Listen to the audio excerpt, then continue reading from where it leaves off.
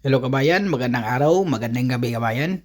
So Nissan Altima tayo kabayan. Tanggalin natin yung bumper sa likuran saka yung tail light. Paano tanggalin yung tail light kabayan? Saka yung bumper. Bago ang lahat kabayan, huwag kalimutan mag-subscribe at i-click ang notification bell for more car body repair tutorial and tips kabayan.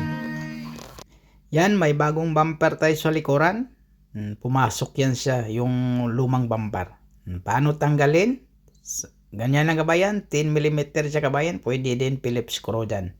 Pero mas maganda 10mm, tapos Phillips screw sa baba, kailangan din tanggalin din yan kabayan.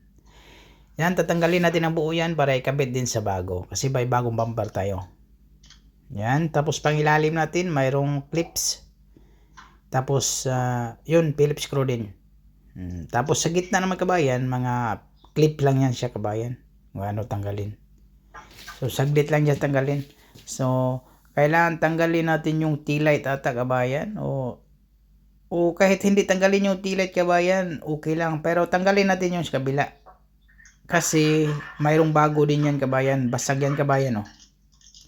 So, babaguhan natin ang tail light. Tatanggalin din natin. So, nasa pangloob yung 10mm. 10mm yun sa loob kabayan. Ganun lang pagtanggal kabayan, medyo sikwatin mo lang. Huwag ka matakot din kasi pa may bago din yan eh. Kasi basag. Pag hindi basag, ingatan natin, titingnan natin kung saan ba talaga yung tanggalan niya, tapos yung sikwat kasi baka mabasag.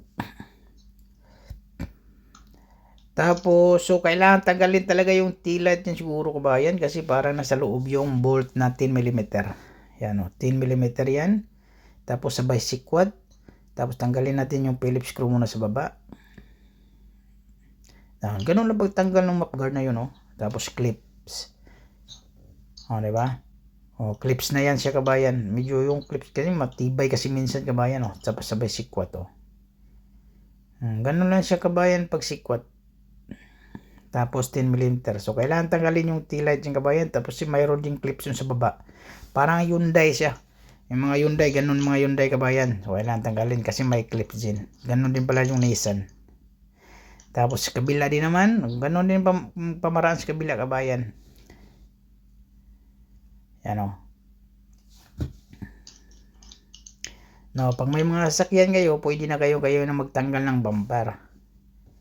O, kunwari, magpalit kayo ng tail light, nabasag yung tail light, hindi na kailangan pinturahan. Yung tail light lang, o kaya na magtanggal ng tail light. Lalo na yung mga side mirror kabayan, pag mga nasagi na side mirror tapos bibili kayo ng bago, pwedeng kayo na rin magtanggal, magkabit kasi pag maglilibor pa kayo, gagastos pa kayo dyan. Tapos sa baba, clips, yun yung sinasabi ko kabayan, dalawang clip lang yan kabila oh.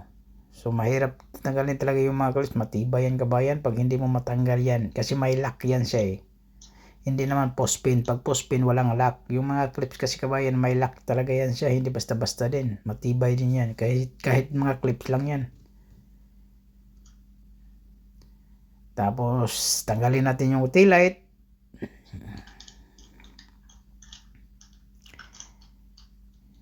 Yan o, di ba? Ganun lang kasimple kabayan.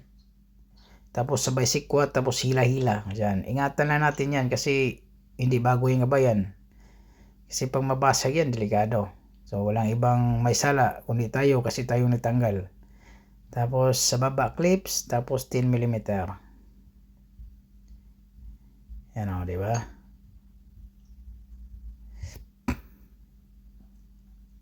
Yan, 10mm. Tapos, sabay sikwat, tanggal na siya kabayan. O, ganun lang kasimple kabayan. Yun kabayan, o, nilinisan na kabayan. O, diba? Okay yun, pagkapintura. So, huwag kalimutang mag-subscribe kabayan. God bless kabayan. Maraming salamat.